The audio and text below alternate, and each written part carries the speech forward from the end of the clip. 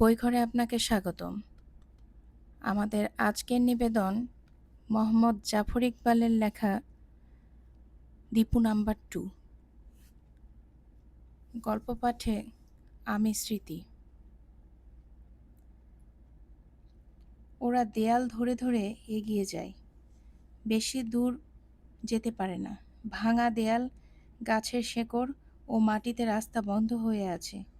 চারিদিকে এরকম অনেক ঘর আছে, সব মাটিতে বুজে আছে। কিভাবে জানিস তুই?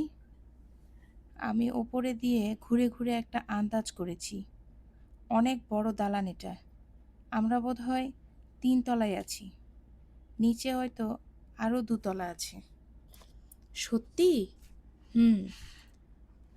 কোনো না কোনো ঘরে নিশ্চয়ই সোনা রূপা ভরা একটা বাক্স পেয়ে যাব। যদি পেয়ে যাই, তাহলে তোর অর্ধেক, আমার অর্ধেক। দীপু অবাক হয়ে তাকিয়ে আছে। বোঝা যায় তারিক ঠিকই বলেছে। সত্যি এটা কোনো বড় দালানের একটা অংশ। পুরোটা ঘুরে বের করতে পারলে না জানি কত কিছু বের হয়ে আসবে। এই দেখ, তারিক ওকে টেনে একপাশে নিয়ে যায়। এগুলো পেয়েছি আমি এখানে। দীপু খুঁটে খুঁটে দেখে। নানা রকম মূর্তি, ছোট বড় নানা আকারের, সব কালো কুচকুচে পাথরের। আরও কি সব জিনিস। একটা পুঁতির মালা, মরচে ধরা লোহার টুকরো, মাটির বাসন, পোড়া কাঠ, কয়েক টুকরো হাড়। কে জানে, হয়তো মানুষেরই। দীপু একটু ভয় ভয় লাগে। তারিক বলল, একা একা এটা খুঁড়ে বের করা মুশকিল। তুই যদি থাকিস আমার সাথে, খুব ভালো হবে। থাকবি? থাকবো না মানে? কি দারুণ জিনিস এটা, বুঝতে পারছিস না? কাল থেকেই শুরু করে দেব। তারিক চকচকে চোখে বলল, তোর কি মনে হয় পাওয়া যাবে কোনো গুপ্তধন? কে জানে সেটা। এরকম একটা জায়গা পাওয়া তো উচিত। আছে এক আধটা, আমার কোনো সন্দেহ নেই। ওদের ফিরে আসতে আসতে সন্ধ্যা হয়ে গেল। দীপু তারিককে কথা দিল, জান থাকতেও কাউকে কালাচিতার কথা বলবে না। আর একটা তাবিজ কেনার পর ওরা সময় করে কালাচিতা খুঁড়তে যাবে। তাবিজ ছাড়া যাওয়া ঠিক না। বাসায় ফিরে এসে দীপু দেখে আব্বা খুব মনোযোগ দিয়ে ওর কালাচিতাটা দেখছেন। দীপুকে দেখে বললেন, দীপু, এটা কোথায় পেয়েছিস? বলবো না। বল না, দেখে মনে হচ্ছে ভালো জিনিস। ভালো মানে কি? দামি? দামি হতেও পারে, কিন্তু বানিয়েছে ভালো। কোথায় পেয়েছিস? আমার এক বন্ধু আমাকে দিয়েছে। সে কোথায় পেয়েছে সেটা বলা যাবে না, টপ সিক্রেট। তুমি জিজ্ঞেস করো না। আব্বা হতাশ হয়ে হাত ওল্টালেন এবং বললেন, তোর আম্মার চিঠি এসেছে একটা, তোর টেবিলের ওপর আছে। সত্যি? কি লিখেছে? খুলিনি আমি। তোর চিঠি, তুই খোল। দীপু চিঠিটা নিয়ে আব্বার কাছে আসে। জিজ্ঞেস করে, আচ্ছা আব্বা, কেউ যদি পাগল হয়ে যায়, তাহলে কি চিকিৎসা করে তাকে ভালো করা যায়? যায় নিশ্চয়ই, তবে কখনো কখনো আর ভালো হবার মতো অবস্থা থাকে না। কেন? না, সেটাও বলা যাবে না। এটাও টপ সিক্রেট। কয়টা টপ সিক্রেট তোর? অনেকগুলো। আচ্ছা আব্বা, পাগলদের চিকিৎসা কোথায় হয়? মেন্টাল হাসপাতালে। পাবনাতে আছে। যাবি চিকিৎসা করাতে? যাও। আমি কি পাগল নাকি? না, তুই আধ পাগল। চিকিৎসা করালে পুরো পাগল হবি। দীপু চলে যেতে যেতে আবার ফিরে আসে। আচ্ছা আব্বা, তুমি তাবিজ বিশ্বাস করো? না। একেবারেই করো না? একেবারেই করি না। তাবিজ থাকলে সাপে কামড়ায় না, এরকম তাবিজ দেখেছো কখনো? দেখিনি, শুনেছি। কি শুনেছো? সাপের মুখের কাছে ধরলে সাপ দৌড়ে পালায়। দীপুর মুখ উজ্জ্বল হয়ে ওঠে। চোখ বড় বড় করে বলল, তুমি দেখবে সেরকম তাবিজ? তুই দেখবি? দীপু বোকা বলে বলল, দেখাও। আব্বা আস্তে আস্তে একটা সিগারেট ধরালেন, তারপর ম্যাচের কাঠিটা নিভিয়ে ওর হাতে দিলেন। এই দেখ। কি? সাপের তাবিজ? কোথায়? এই যে, ম্যাচের কাঠি। যাও, তুমি শুধু ঠাট্টা করো। ঠাট্টা না, তুই এটা সাথে রাখ। যখন দেখবি কোনো সাপুড়ে সাপের তাবিজ বিক্রি করছে, এই কাঠিটা সাপুড়েকে দিয়ে বলিস সাপের মুখের কাছে ধরতে। সাপ যদি দৌড়ে না পালায় তাহলে আমার কাছে আসিস। কেন? ওরকম হবে কেন? সাপুড়েরা তাবিজ বিক্রি করার আগে লোহার শিক গরম করে সাপের মুখে ছ্যাঁকা দেয়। এরপরে যখন সাপের মুখের কাছে কিছু ধরে, সাপ মনে করে এই বুঝি আবার ছ্যাঁকা দিল, অমনি দৌড়ে পালায়। তাই? দীপু অবাক হয়ে তাকিয়ে থাকে। কি পাজি সাপুড়েরা! পাজি হবে কেন? তাবিজ বিক্রি করে সে বেচারারা তাদের ছেলে মেয়েদের খাওয়ায়, ওটা তাদের ব্যবসা। লোকজনকে বিশ্বাস না করালে তাবিজ বিক্রি করবে কেমন করে? আর কেউ যদি ওটা বিশ্বাস করে সাপের কামড় খায়, তা খাবে না। সাপ দেখলেই তাবিজ টাবিজ ভুলে দৌড় দেবে। তাহলে সাপ থেকে বাঁচার কোনো জিনিস নেই? থাকবে না কেন? Carbolic acid. আমি যখন আসামে থাকতাম, সাপ কিলবিল করত। একটা বোতলে ভরে মুখ খুলে রাখতাম, সাপ ধারে কাছে আসতো না। কি নাম বললে? Carbolic acid. খুব কড়া বিষ কিন্তু, একটু পেটে গেলে সোজা বেহেশত। তোর হঠাৎ দরকার পড়ল কেন? সাপের বিজনেস করবি নাকি? যাও। ছি। দীপু নিজের ঘরে গিয়ে কার্বলিক অ্যাসিড শব্দ লিখে রাখলো ভুলে যাবার আগে। তারপর যত্ন করে আম্মার চিঠিটা খুলে পড়তে বসলো। কালাচিতায় কিভাবে খোঁড়াখুড়ি শুরু করবে, দীপু আর তারিক এই নিয়ে অনেক চিন্তাভাবনা করলো। তারিককে দীপু কিছুতেই বোঝাতে পারল না সাপের তাবিজটা আসলে একটা ভাওতাবাজি। তারিক ডাক্তারের দোকানে ঘুরে ঘুরে কার্বলিক অ্যাসিড কিনে আনলো ঠিকই, কিন্তু তাবিজটা ছাড়তে রাজি হলো না। খোঁড়াখুড়ি করার জন্য শাবল, কোদাল, মাটির টুকরি জোগাড় করে সাবধানে কালাচিতায় নিয়ে যাওয়া হলো। দুজনে মিলে পুরো কালাচিতাটা সাবধানে ঘুরে ঘুরে একটা ম্যাপ তৈরি করলো। যত্ন করে খোঁজাখুঁজি করে ওরা আরও মজার মজার জায়গা খুঁজে পেল। ছোট ছোট কুঠরি, কিছু কিছু আবার সুড়ঙ্গ দিয়ে একটার সাথে আরেকটার যোগাযোগ। কোথাও কোথাও মাটি ধসে পড়ে সব বন্ধ হয়ে আছে।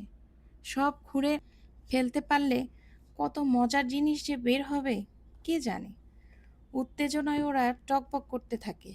মাটি খোঁড়াটা কিন্তু সেরকম হয়ে উঠছে না। রাতে দীপুর পক্ষে যাওয়াটা সম্ভব না।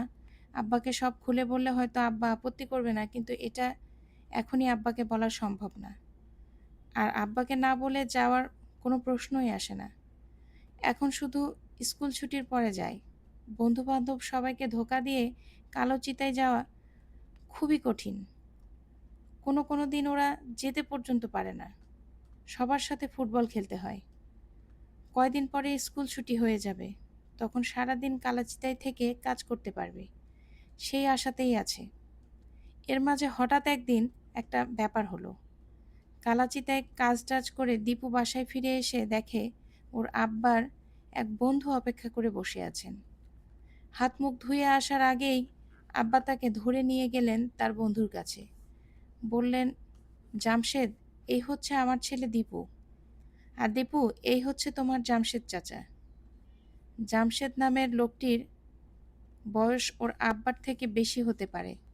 কানের পাশে চুল পেকে গেছে, মোটাসোটা ভদ্রলোক। দীপু অবাক হয়ে দেখল ভদ্রলোকের হাতে তার কালো চিতাটা। ভদ্রলোকের চোখ চকচক করছিল। দীপুকে জিজ্ঞেস করলেন, এটা তুমি কোথায় পেয়েছো? আমার এক বন্ধু আমাকে দিয়েছে। সেটা কোথায় পেয়েছে? দীপু একটু অস্বস্তি নিয়ে বলল, সেটা আমি বলতে পারবো না। ভদ্রলোক ভারী অবাক হয়ে বললেন, কেন? আমার বন্ধুকে আমি কথা দিয়েছি আমি কাউকে বলবো না। ভদ্রলোকের বুঝতেই যেন খানিক সময় লাগলো। খানিকক্ষণ চুপ করে থেকে আস্তে আস্তে বললেন, তুমি জানো এটা কি জিনিস? চিতাবাঘ। এটার দাম জানো? দীপু চমকে উঠে বলল, কত? টাকা দিয়ে এর দাম হয় না। এই এলাকায় মৌর্য সভ্যতার একটা চিহ্ন পাওয়া যাওয়ার কথা। অনেক দিন ধরে আমরা এটা খোঁজাখুঁজি করছি। তোমার এই চিতাবাঘটা হচ্ছে মৌর্য সাম্রাজ্যের সময়ে তৈরি একটা ভাস্কর্য। কাজেই এটা যদি এই এলাকায় পাওয়া গিয়ে থাকে, তাহলে বুঝতে হবে কাছাকাছি এই সভ্যতার চিহ্ন আছে। দীপুর দম বন্ধ হয়ে আসে উত্তেজনায়। তাদের কালাচিতাই তাহলে সেই জায়গা? কিন্তু সে তো কিছুতেই বলবে না জামশেদ সাহেবকে। তারিক খুঁজে বের করেছে জায়গাটা। তারিককে জিজ্ঞেস না করে সে কিছু বলতে পারবে না।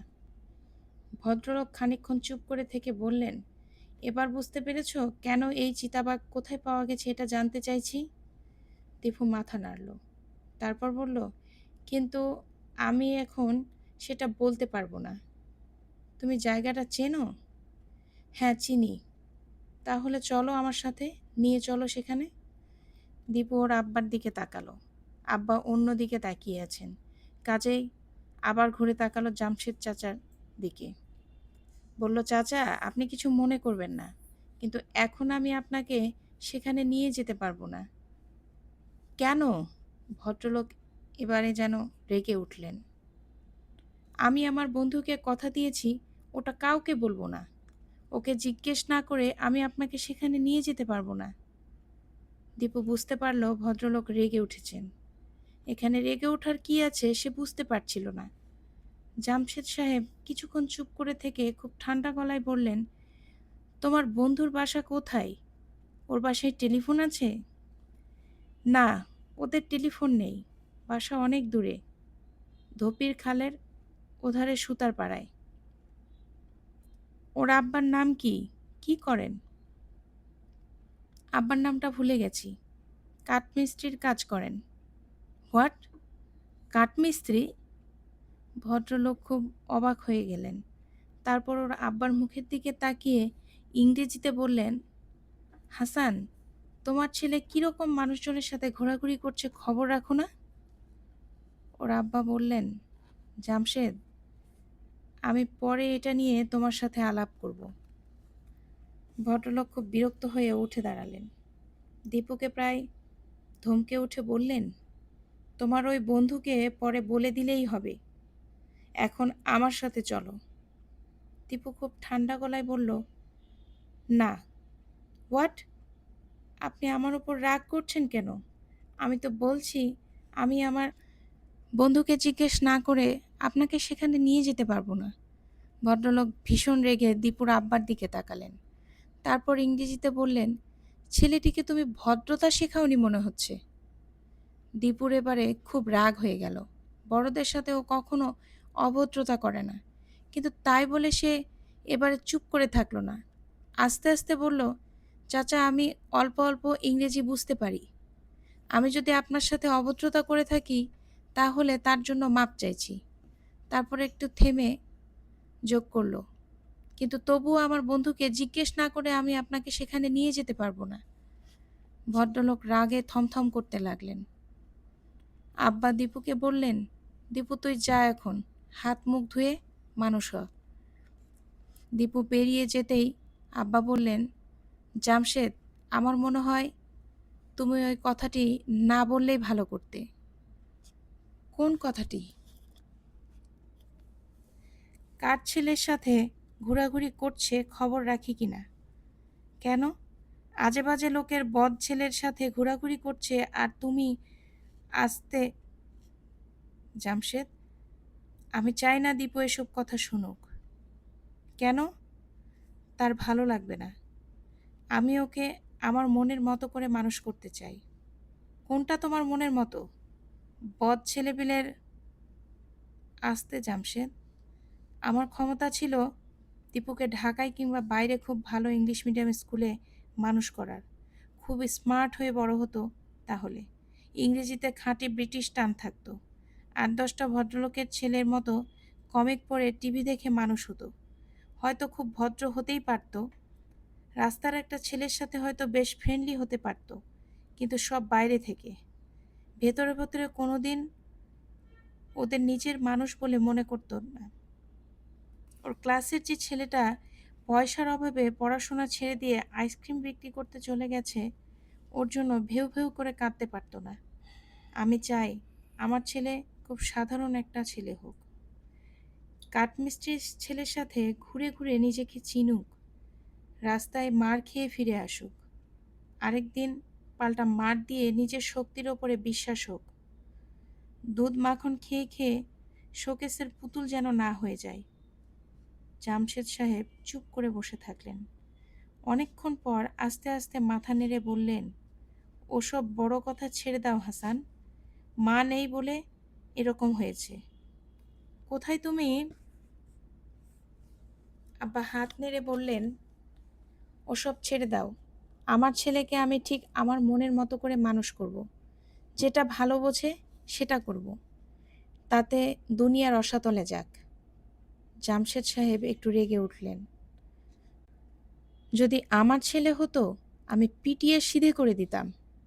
কোথায় পেয়েছে চিতাবাঘটা জানতে চেয়েছিলাম, বললই না, অথচ চিন্তা করো কত ইম্পর্ট্যান্ট।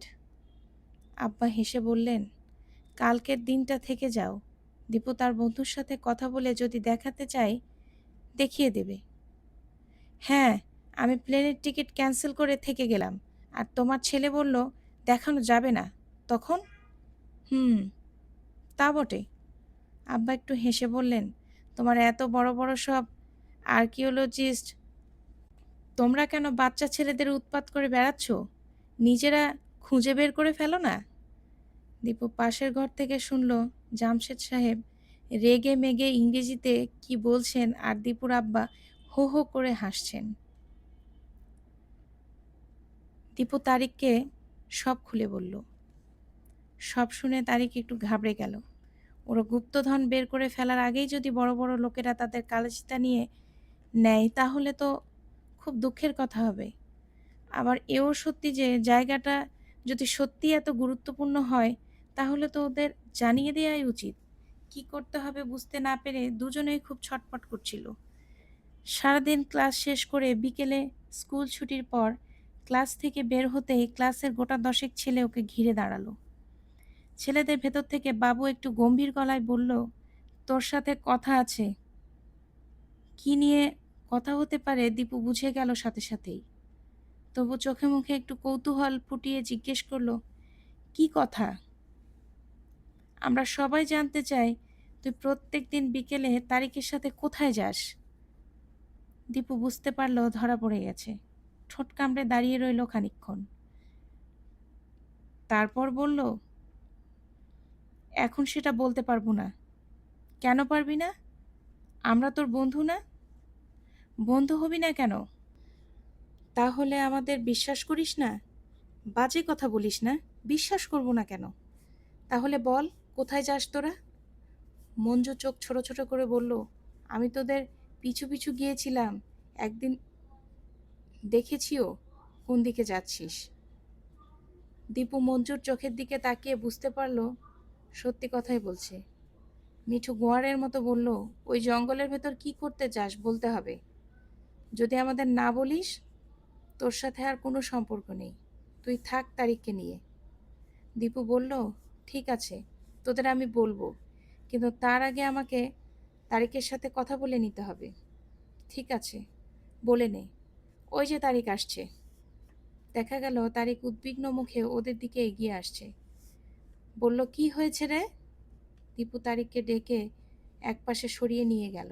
কি হয়েছে দীপু? ক্লাসের সবাই জেনে গেছে কালাচিতার কথা। সর্বনাশ! তাহলে? ওদের বলে দিতে হবে। এলে ভালোই হবে, তাহলে সবাই মাটি কাটতে সাহায্য করতে পারবে, তাড়াতাড়ি শেষ করে ফেলতে পারবো। আর আমাদের তো ব্যাপারটা জানাতেই হবে, আগে হোক বা পরে। তারেক চিন্তিত মুখে দাঁড়িয়ে রইল। আস্তে আস্তে বলল, কিন্তু যদি এখনই জানাজানি হয়ে যায় সবাই তাহলে খ্যাচম্যাচ শুরু করবে, জানাজানি হবে না। তুই কিভাবে জানিস? সবাই কি তোর মতো? কারো পেটে কথা থাকবে না। সেটা তুই আমার ওপরে ছেড়ে দে। কারো পেট থেকে যেন কথা বের না হয় সেটা আমি দেখব। তারিক তবু উসখুস করতে থাকে। কি জন্যে সেটা দীপুর বুঝতে বাকি থাকে না। তারিককে নিশ্চিন্ত করার জন্য বলল, আর শোন, যদি কোনো গুপ্তধন পাওয়া যায় সেটা তোরই থাকবে। আমি আগে সবাইকে বলে দেব। তারেক একটু লজ্জা পেয়ে বলল, ধ্যাত, গুপ্তধন কি আর সত্যি আছে? যদি থাকে যদি থাকে তাহলে সবাই না হয় ভাগাভাগি করে নেব। ঠিক আছে, তুই অর্ধেকটা নিবি, আমরা বাকি সবাই অর্ধেকটা ভাগ করে নেব। তারেক খুশি হয়ে রাজি হয়ে গেল। একা একা মাটি কাটা আর ওর সহ্য হচ্ছিল না। দীপুর জন্য সবাই দাঁড়িয়েছিল মাঠের পাশে। দীপু এগিয়ে গিয়ে গম্ভীর হয়ে বলল, তোদের আমি সব বলবো। সবাই খুশি হয়ে উঠল। বাবু বলল, বল, কিন্তু একটা শর্ত আছে। কি শর্ত? আজ রাত ১টার সময় এখানে আসতে হবে। রাত ১টায়? এখানে? কি জন্যে? শোনার জন্যে। আমি রাত ১টার সময় বলবো, যারা যারা শুনতে চাস রাত ১টার সময় আসিস। যারা যারা রাত ১টার সময় আসবে তাদের আমরা দলে নিয়ে নেব। রাত ১টার সময় কেন? এখনই বল, এখনই দলে নিয়ে নে। হুম, ব্যাপারটা একেবারে টপ সিক্রেট। শুনলেই বুঝতে পারবি। যারা রাত ১টার সময় কষ্ট করে আসবে, বুঝতে পারবো শুধু তাদেরই খাঁটি ইচ্ছে আছে। তাদের বললে তারাও গোপন করে রাখবে পুরো ব্যাপারটা। শুধু তাদেরই বলা যাবে। কিন্তু কিন্তু কোনো কিন্তু না। দীপু মুখ গম্ভীর করে দাঁড়িয়ে রইল। এত গম্ভীর যে দেখে তারিক পর্যন্ত অবাক হয়ে গেল। আজ এ পর্যন্তই। মোহাম্মদ জাফর ইকবালের দীপু নাম্বার 2 গল্পটির আজ ৭ম পর্ব। এতক্ষণ শুনছিলেন। পরবর্তী অংশ নিয়ে পরবর্তী পর্বে আসব। আশা করি ভালো থাকবেন। গল্প শুনুন, ভালো থাকুন। ভালো লাগলে সাবস্ক্রাইব করুন, লাইক কমেন্ট করে জানাতে পারেন, শেয়ার করতে পারেন। ধন্যবাদ।